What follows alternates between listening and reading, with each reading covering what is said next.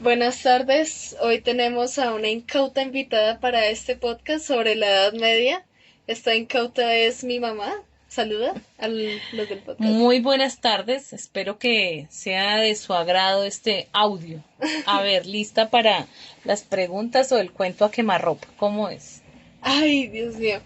Bueno, ya entenderán cómo es la personalidad de nuestra invitada, pero va a ser un podcast muy tranquilo, donde vamos a hablar sobre la Edad Media y yo comentándote algunas cosas que vimos en clase. Ah, bueno. Entonces vamos a empezar con un preámbulo, ¿no? ¿Tú qué piensas de las costumbres de la Edad Media? ¿Qué se te viene a la cabeza? Pensaría yo que está rodeada de el tema de las virtudes, muy enfocada a la Edad Media, digamos, en hacer lo correcto y ensalzar las virtudes y, digamos, hacia un tema muy espiritual en esa época. Bueno, es verdad, entre los cambios que hubo en la Edad Media fue que si bien tenían una influencia romana y todo eso, abrazaban la religión cristiana, ¿no? De hecho, pues te voy a introducir algunos de los cambios de la Edad Media, que es que abandonó la exclusión de la aristocracia terrateniente de la civilización clásica y desarrolló pues esta clase de artesanos y comerciantes libres. Creo que todos hemos visto la pirámide de la burguesía, el clero, se hizo esta división de las clases sociales, ¿no? Además de eso, pues la ética social de la Edad Media también abandonó la rígida distinción de castas entre el libre y el esclavo, que era una doctrina mucho más inhumana. El esclavo se empezó a Como la que cambiar. existe en India un poco, ese régimen de las castas, Es que, y entonces el esclavo se cambió fue por el siervo. ya, Por, hacia un sistema feudalista. Ujú. Sí, no solo eso, sino que pues acá también cambia que, claro, todas las personas tienen alma. Entonces, si bien había una división social, pues entonces había que tener como más cuidado con eso, con ser muy inhumano. Bueno, eh, voy a cortar ese pedazo. Y pensando en rescatar lo bueno, es decir, tomar con pinzas, digamos, lo que pudiera servir. Ujú. Bueno, y pues ya es hasta la época del Renacimiento, todo esto se mató entre monasterios y todos estos círculos. En el Renacimiento pues ya se abre de nuevo a Europa estos tesoros de la antigüedad. Y de hecho en el Renacimiento vemos como gente que tiene cierta nostalgia por la antigüedad. En las obras de antes se rescatan muchas cosas de la antigüedad, aunque ya sea más renacentista. Bueno, pero entonces también es interesante hablar de las costumbres. Esto tiene que ver ya más con la moral, porque bueno, con moral me estoy refiriendo a las prácticas que ellos consideraban que eran aceptables socialmente o no aceptables socialmente, o lo bueno y lo malo. Entonces, bueno, las diferenciaciones no están como entre lo político, educativo, religioso, no, sino con lo santo y lo profano, lo que venía de lo romano y lo bárbaro. De hecho, hay una cita de Tomás de Aquino que se dice que Jesús asumió el poder con Constantino, tenía como mucho respeto por la civilización romana, esa que obviamente no mantuvieron la religión en ese aspecto, ¿no? Sino que rescataron como lo que mejor les pareció. Y respecto al feudalismo, bueno, se tiene esa ideología de ninguna tierra sin un señor, que es como una ley personal, igual que implicaba que el señor medieval en sí tenía sobre él un señor poderoso. Pensaría yo más bien que mirarían habilidades para quien pudiera dirigir, digamos, la explotación de esas tierras o la agricultura y pudiera hacer lo correcto y varios siervos trabajando y haciendo producir la tierra sin que existiera maltrato para los siervos, ¿no? Pues pudieron haber casos de, pues, Hay de todo, ¿no? Hay de todo, ¿no? Que el ser sí, humano en medio de sus debilidades, pero digamos lo normal y lo coherente para la época y el momento espiritual que estarían viviendo es que tratara de ser equilibrado, ¿no? Quien estuviera ahí, digamos, el señor feudal, pues, a cargo de esas tierras. ujú, Y era importante, y es importante para que alguien se hiciera cargo de eso y pudiera manejar y sacar, digamos, productividad de esas tierras, ¿no? Eso No suena cualquiera... muy anticomunista de tu parte, mami. Oh. Se me sale por los poros porque es mi naturaleza. Ay. Bueno, sí, lo que mencionas, pues interesante ese punto de vista, ¿no? De los señores de ese momento feudales. Y otra cosa interesante es que no podríamos pensar tanto como en el ejército del país, sino en el ejército del señor feudal o el tribunal del señor feudal. Bueno, también pues había una glorificación de la fuerza en la era medieval, también como del honor.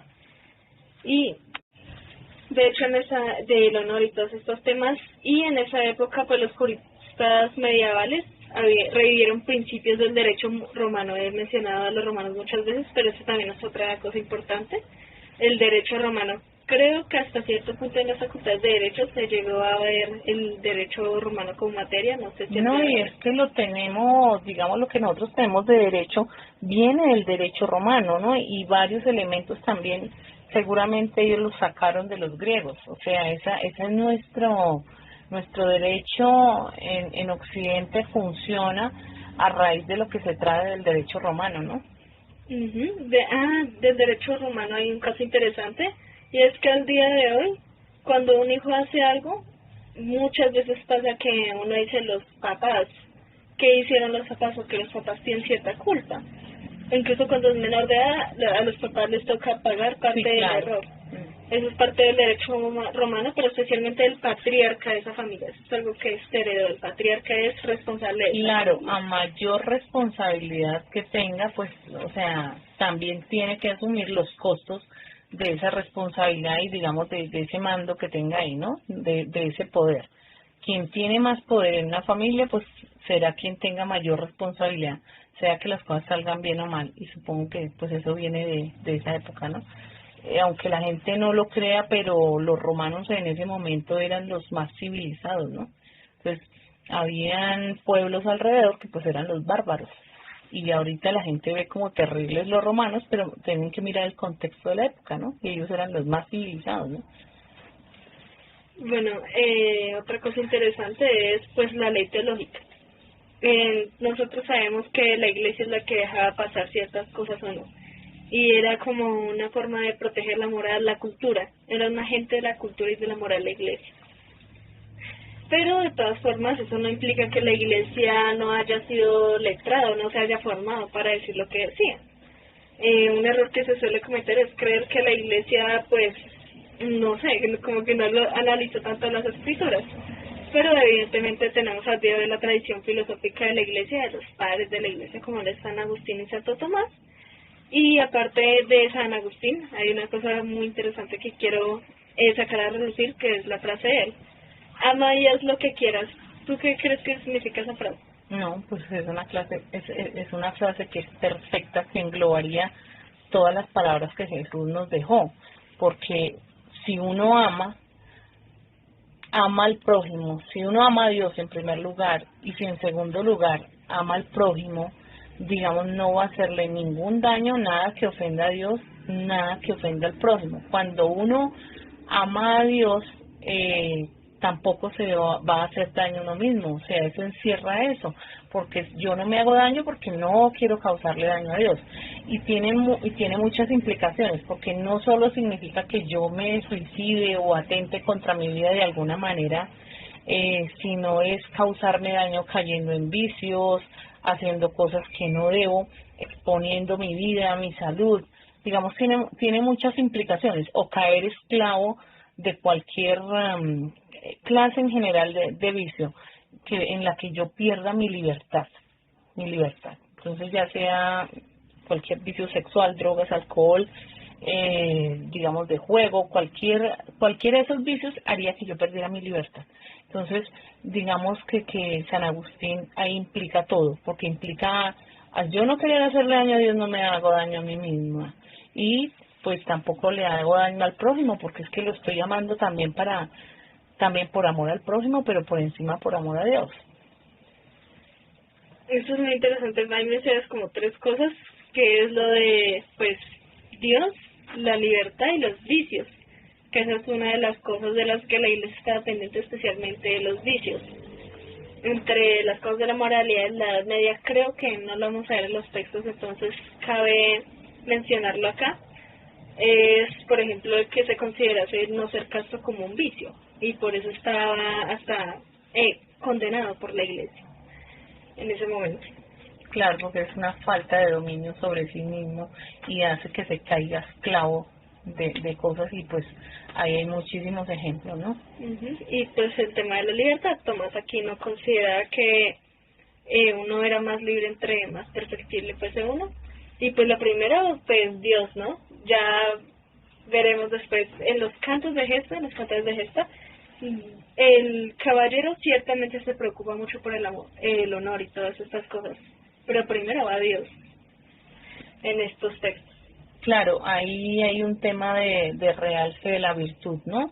Y de que sean virtuosos tanto hombres como mujeres, y el tema de la dignidad humana es muy importante en esa época, ¿no? Y en la literatura se expresa mucho ese tema de la dignidad del ser humano de una forma muy fuerte, digamos, de no perder la honra. Eso era muy importante para la época. Entonces, bueno,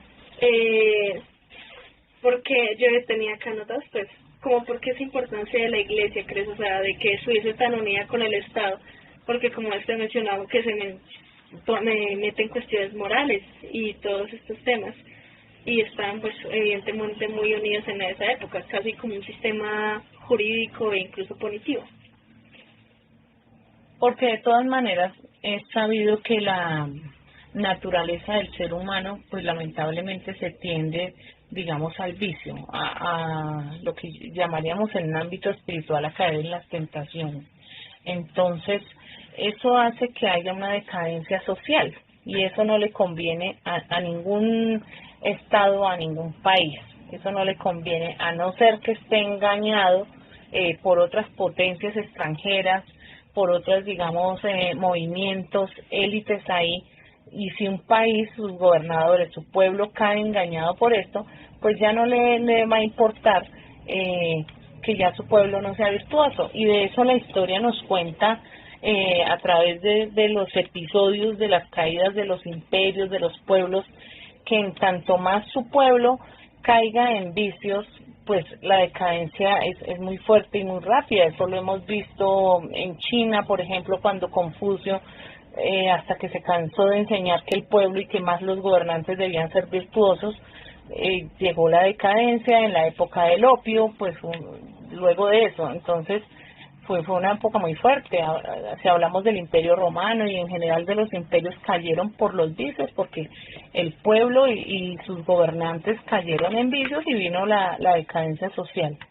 Porque entonces es interesante ese punto de vista, porque entonces por eso la Iglesia lo sabe y se preocupa de que, digamos, tuviera una influencia ahí, ¿no? Pero pues sí, este no es el momento que estamos viviendo, ¿no? En este momento, digamos, la cosa es muy laicista, entonces donde pues no, que haya una separación total de poderes entre el Estado y la Iglesia, y tratamos, digamos, de sobrevivir en medio de ese caos social pues que se está viendo a nivel global, ¿no? Y donde las autoridades ya se les hace terrible soportar, por ejemplo, a los profesores en un colegio soportar estudiantes en tremenda rebeldía, vienen de familias disfuncionales, pero también, por ejemplo, a las autoridades que manejan la fuerza pública se les hace muy complejo manejar todas esas situaciones. Entonces los grados de delincuencia y de todo esto son muy fuertes, ¿no? Pero pues son cosas que a veces ya también vienen preparadas, ¿no? Bueno, eso es un punto muy interesante de vista. Pensar que la autoridad de la Iglesia ayuda a mejorar un país, y antes como mejorarlo, incluso implica que hasta da más libertad que los vicios que mencionas. Alterado mucho de esa tradición medieval, y creo que igual... Pues un presidente como el de Francia, a pesar de digamos su pensamiento tan liberal, tan de izquierda, me dejó asombradísima que ha sido muy importante la Iglesia Católica, digamos, a través de los tiempos en Francia y en Europa, como un sostén, digamos, de la civilización digamos, de la sociedad, ¿no? Y que me dejó muy asombrada. Es decir, que hasta estas personas lo reconocen, ¿no? Es verdad, es lo que te digo, es una forma muy interesante de verlo y que va muy en contra de lo que se pensaría ya en épocas más modernas, ¿no? De que antes más bien se coartó la libertad en esos momentos. Y este tema de que el Estado no debería preocuparse por esas cuestiones. Pero pues es importante como tú lo pones, el preocuparse por las cuestiones morales ayuda a hacer que una sociedad pase para mejor. Es una pregunta que cabría hacerse. No, claro que sí, yo sí, soy o sea, mamá, para ti sí. yo soy mamá, Pero y yo no puedo dejar que mi hijo que está, digamos, pequeño, que sea menor de edad, haga lo que quiera, se levante a la hora que quiera, se acuesta a la hora que quiera, que no tenga algún tipo de control, porque sí, yo por sé supuesto, que eso a la larga le va a hacer un daño. estado y una moral así completa es un tema mucho más complejo de discutir, pero lo que te digo, la posición que abre sí deja pensando de realmente qué tan mal o bien estuvo esa separación de poderes ahora o esa separación de poderes ahora y la intervención de la Iglesia en ese momento. Lo que pasa es que igual la Iglesia está conformada por seres humanos, ¿no? Igual todo ser humano se corrompe y corrompe el sitio donde esté. Entonces no vamos a tener, digamos, instituciones perfectas, ¿no? Sí, pero por lo menos se veían cosas mejores, ¿no? Y ahora pues de pronto se tienen, es importante recalcar que es la libertad y que es el libertinaje, ¿no? Pues si la gente tiende más a los vicios y a querer su libertinaje, pues el problema es que somos un tejido social y todos sufriremos las consecuencias de esto. Bueno, entonces ya aquí vamos a pasar al otro tema, que es el héroe medieval, es ese modelo que me imagino que tú pensarías para la sociedad, ¿no? Y sí, para para perfeccionar la moral de la sociedad. Entonces, bueno, mis compañeros ya lo vieron en la exposición, así que, porque lastimosamente no lo pudimos hacer en un podcast, pero es esta imagen de San Jorge y el dragón. Entonces, o sea, ¿qué elementos interesantes ves en esa imagen de San Jorge y el dragón? Pues vemos a un San Jorge, supongo que es San Jorge, derrotando con su lanza al dragón, ¿no? Yo, digamos, creería que eso es un simbolismo, ¿no? El arma es la lanza espiritual con que se derrota, digamos, al maligno, que es quien trae, digamos, toda esa maldad y todos esos vicios con que conquistan a los seres humanos, pensaría yo. Ve un caballo blanco. Yo me imagino que San Jorge fue un tipo de guerrero o algo así, porque por eso lo ponen ahí sobre un caballo. Sí, es que este es el soldado medieval y es como la mejor imagen para representar estos modelos que luego también se van a ver en la literatura. Okay. De hecho, en la esquinita de la imagen está una mano, porque el caballero, se mueve por mandato divino. Es la mano de Dios entonces. Y lo segundo, ¿quién hizo esa exposición? ¿Quién llevó esa imagen? Yo. Ah, vea pues. Ay, no, no puede ser. Yo, uy, ¿quién fue esa belleza que llevó esa imagen? Entonces, de hecho, ya le iba a mandar saludos. Ay, no. Bueno. Salúdame. El caballo, pues, como podemos notar, es blanco también, o sea, implica la pureza. Entonces, estás como el caballero medieval, porque acá hay una cosa. Menciono que venían de una tradición antigua, entonces en la tradición antigua hay un héroe, pero entonces ese héroe cambia estos pedazos, la virtud especialmente, que le ayuda a vencer al mal. Es que en un sentido espiritual, lástima que uno no pueda pues profundizar en eso, pero se es más fuerte cuando se vive en pureza y se vive en valores.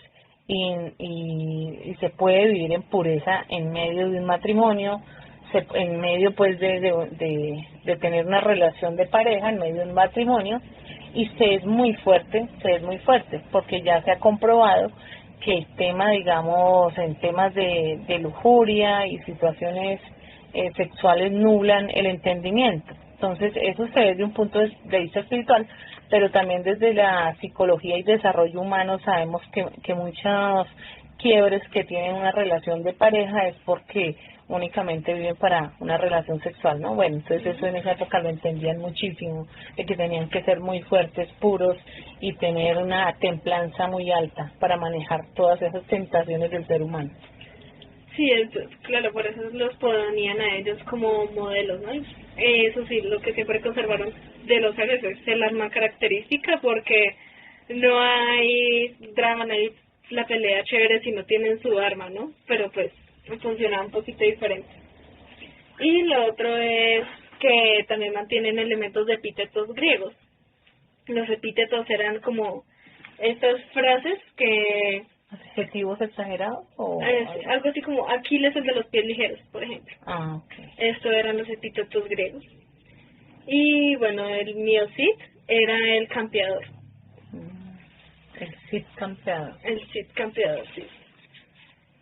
Y bueno, de hecho el Miocid, o sea, el inicio del cantar, una versión moderna, pero ahí dice: grado a ti, Señor Padre, que estás en lo alto. Era súper normal mencionar a Dios. Era lo natural y lo normal. Y lo que te digo es que con las primeras partes del cantar, entonces es como Dios es de los que van primero. Bueno, y pues la historia del Cid, que es uno de los cantares que refleja estos valores, es que resulta que él sí existió. Sin embargo, pues la imagen se fue cambiando con el tiempo. Él fue como mitificada gracias a la comunidad de Cardeña. Incluso aparece como en un monasterio, una imagen del Miocid. Y a medida se va copiando y copiando la historia, como que se fueron quitando cosas. El Cid en la vida real, por ejemplo, llegó a ser amiguito de los árabes. Y no les convenía al cristianismo poner eso. Sí. Mal ejemplo, entonces quitémoslo. mal ejemplo, quitémoslo. Entonces, claro, hicieron como una imagen mucho más limpia del Cid. Eso sí, no quita que en estas obras cada héroe de todas formas sigue siendo humano. El problema es Dios. Entonces tiene algún tipo de debilidad o alguna cosita. Puede ser, por ejemplo, que sea muy soberbio, cosas así. Tiene también el héroe medieval, el caballero medieval. Entonces, bueno, también estaba, y se hicieron pues varias representaciones del Cid. Es un panorama iconográfico, y en su momento el Cid llegó a... una vez, pues en una de las decoraciones, el Cid, Fernán González y los jueces, en unas estatuas, se presentaban como ejemplo ante los miembros del consejo de ese momento. Y bueno, pues ya lo que había comentado, y también, como te había dicho, pues pueden tener algún defecto. En el caso de las mocedades de Rodrigo, pues se acentúa un defecto suyo, que es la soberbia. Y bueno, pues resulta que pasa mucho como elementos ya más literarios, que al héroe a veces lo traiciona a alguien, o que tiene una antítesis, o que tiene un honor que recuperar, porque como te decía anteriormente es muy importante, y eso le pasa al Cid. Él llega a ser traicionado, lo culpan de un robo, entonces lo que quiere hacer es que el rey lo perdone. Y aparte de eso, en un momento deshonran a sus hijas, y él se tiene que vengar de eso. De hecho, luego las casa con caballeros como de un rango más alto, entonces también acá se ve acentuado este tema del patriarca. El Cid es el que tiene que responder por lo que le hicieron a las hijas. De hecho, pues es interesante preguntarse qué arquetipos del héroe sobreviven al día de hoy. Arquetipo es como un estereotipo, o estas cosas que siempre le pasan al héroe, como la virtud, o que tenga alguna habilidad, o que lo traicionen, o que tenga alguien que sea totalmente lo contrario a él, un enemigo oculto. Al día de hoy creo que, a ver, en una película de pronto héroes de Marvel o algo así, de pronto mantienen... Pues se supone que todavía por partecitas y digamos algunas películas, porque la verdad que todas esas virtudes y todas las características de los héroes se han desplomado. Pero sí, aún en algunos superhéroes se trata de defender aún, por ejemplo, el tema de la verdad, el tema de que hay que ser honesto. Por ejemplo, no se ve bien el que roba, el público no lo vería aún bien.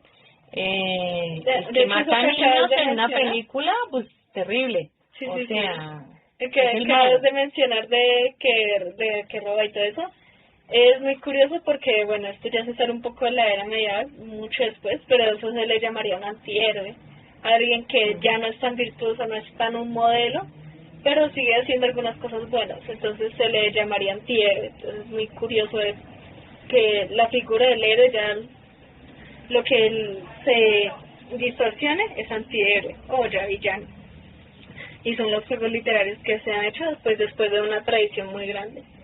Sí, aunque ahorita están empecinados, digamos, en desbaratar todas las virtudes, ¿no? Y que ya eso sea algo que es impuesto, que es impositivo y que no sirve.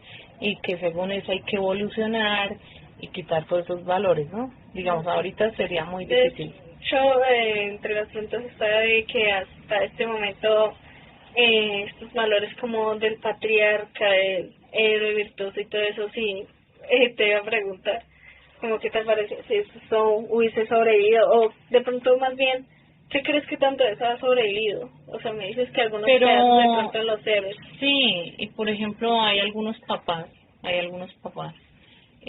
que todavía tienen esa conciencia, padres de familia, papá, varón, Ujú. tienen esa conciencia de que tienen que responder por sus hijos, de que tienen que poner la cara por sus hijas, de ser responsable, pues, de tener, digamos, ese papel fuerte en el hogar, ¿no? Ujú. Eh, Bueno, y pues entrando más de lleno al tema de los cantares de gesta, como de qué se trataba. Estas eran, existían cantados por los juglares, como te dije, estos textos se mantenían en los monasterios, pero los juglares tenían una función educativa y que ayudaba a entretener al pueblo. Entonces con el tiempo se volvieron un noticiero, aunque ya mucho tiempo después se volvieron era historia, ¿no? Entonces, bueno, y Digamos, se solo... masificaba a través de esos juglares, Sí, los sí, textos sí. que tenían los Y solo monasterios. se cantaban en fechas reservadas, no era en cualquier momento que cantaran esos cantares. Está el poema de Miosi, el Rosenvalles, el poema de Fernán González y las mocedades de Rodrigo. Y entonces, bueno, estos textos servían para contar un relato, ¿no? En uno de los textos está, por ejemplo, una batalla en la que se le gana a los árabes y al final como que no fue tan así, ni siquiera fue tan importante. Pero la acomodaban para que tuviera un final feliz. Sí, sí, pero ayudaba a al menos enardecer los ánimos de la guerra y decir, no, Motivaban. que tenemos tremenda historia, no, es que él sí. Y pues claro, reflejaban los valores de toda una sociedad, ¿no? Entonces es como muy interesante. Y bueno, el, oh,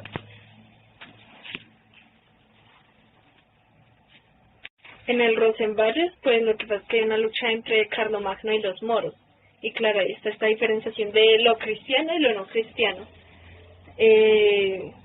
Los que no eran cristianos, pues chao. Y en muchas de estos cantares la lucha contra los no cristianos en ese momento. En el Rosenvalles, al final de la batalla, pues están Carlomagno, el arzobispo de Tutín y el Roldán, que es el protagonista de esa historia. Y en el poema de Fernán González, el protagonista está permeado en sentimiento de cruzada contra los musulmanes y de hecho en su momento protege el monasterio de San Pedro de Arlanza, ¿no?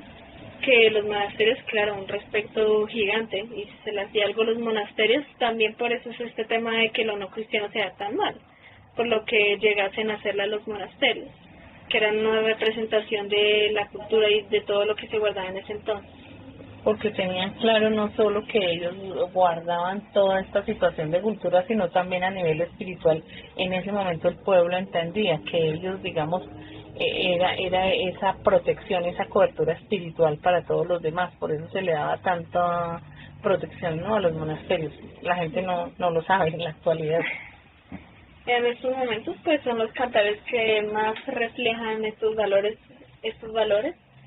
pero pues también hay otros textos de la Edad Media, como el Beowulf, que es una historia en la que el héroe está más cercano al héroe griego, no pelea tanto como por mandato divino, por un dios cristiano. De hecho es curioso que muchas cosas paganas estén involucradas ahí.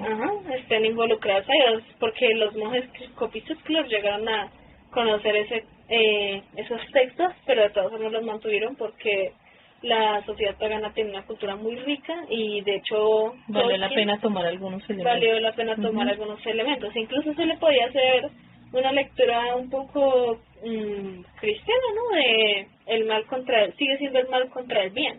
Sí, claro, si ellos no habían sido cristianizados en ese momento, si no había sucedido toda la situación que luego vino para Occidente, de todas maneras tenían claro que la sociedad tenía que vivir temas de virtud y de valor para poder seguir adelante, ¿no? Tener unos elementos ahí para que su cultura y en general la raza humana se sustentara. Y entonces, bueno, creo que eso es lo que más se reflejaría como en la literatura y todas estas cosas de la Edad Media. Y pues ya eso es, creo que las preguntas que tenía las has ido respondido con el tiempo. Se ve mucho de las cosas que has heredado de la Edad Media, de este pensamiento teológico. Me gustaría conocer mucho más. Y igual creo que a lo largo que fuimos viendo incluso elementos literarios y todas estas cosas se han ido heredando hasta el día de hoy. Vemos aún partes de la Edad Media que conviven con nosotros, porque pues hay gente que dice, no, la Edad Media, la Edad Oscura, y vino la modernidad y ya depuramos todo y ya todos somos modernos, ¿no? Cuando sí, claro, en realidad aún guardamos una tradición muy fuerte. Hay un error, ¿no?, que eso viene de algunos hechos y acontecimientos históricos que quisieron llamarle el oscurantismo, pero eso es totalmente falso, ¿no? Más bien sería un iluminismo, porque en realidad el pensamiento, crecieron muchas cosas, se realizaron muchos inventos, muchos descubrimientos en esa época, pero realmente la gente desconoce eso porque es eso, como tantas cosas de la historia, pues se han enseñado mal, ¿no? En la primaria, en el bachillerato. Ahora que estamos en la época del Internet, ya emergen las verdades, documentos donde se saca la verdad y ya nos estamos enterando que muchas de esas cosas, así como elementos históricos que nosotros conocemos de nuestro país, de Latinoamérica, inclusive de Europa, pues han sido mentiras como nos las han contado, ¿no? Y es interesante también el proceso de globalización en ese ambiente que estamos viviendo, de que todos tengamos de pronto a veces acceso a muchos documentos, cartas, escritos, libros muy antiguos que están ahí y se pueden obtener y uno dice, uy, nos engañaron. Incluso y ese es uno de los temas, ¿no? El de la Edad Media. Incluso llamarle Edad Media de pronto es complicado, porque las personas en ese momento no sentían que estaban en medio de nada. No, para nada. Ese es un término histórico que lo dan después para acomodar ciertas situaciones. Sí, claro. Pero realmente es como que ahorita nos llamen la edad alta de que estamos viviendo un presente. Ajá, sí, eso es la cosa interesante. Cómo es que tratamos de clasificar la historia cuando en realidad los elementos históricos son mucho más importantes. No es que un día la gente se levantó y se volvió moderna, ¿no? Que puede dar esta mala impresión también, el llamarla así. Igual pues, quién sabe en literatura qué tan rico sea. En tema de valores, pues se ve muy fuertísimo.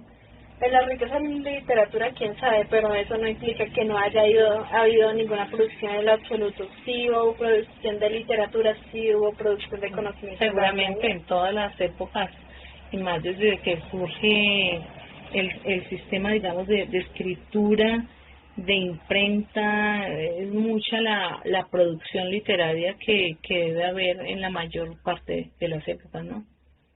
Entonces, bueno, esto sería como las cositas que hemos ido viendo en el curso de literatura, más bien solo un pedazo, solo un pasaje. Pero sigue siendo chévere empezar a hablar sobre la Edad Me Media. parece lindo lo que Estero hace por sus hijas, o sea, casi ir hasta entregar la vida, porque para él era muy importante la mujer, ¿no? Destacable eso, ¿no? A ver cuántos hombres ahorita están dispuestos a dar la vida así por las mujeres, ¿no? Bueno, como lo de esa época. Si hago una recopilación de mejores momentos, voy a poner acá los... Oigan, si escuchan, a ver, ¿cuántos de ustedes?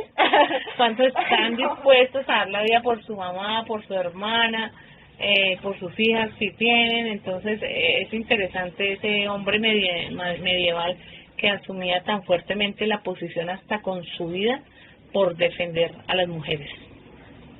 Sí, Ojalá que en esta época muchas mujeres tengan por ahí algún hombre que quiera dar la vida por ellas. Ay, estaría para analizar ese tema de la mujer en la era medieval. Pues en estos caballerescos no está tanto, pero en otros textos sí tiene también su tipo de arquetipo, la mujer. Me imagino. Pero pues, en fin, eso sería para otro podcast. Para otro podcast. Que eso sería fuertísimo, pero no queremos entrar ahí. Ajá. Bueno, muchas gracias a todos por haber escuchado. A ver, despídete. Bueno, hasta luego, que Dios los bendiga y que sigan en estos temas tan interesantes. Que lleguen a la plenitud del ser.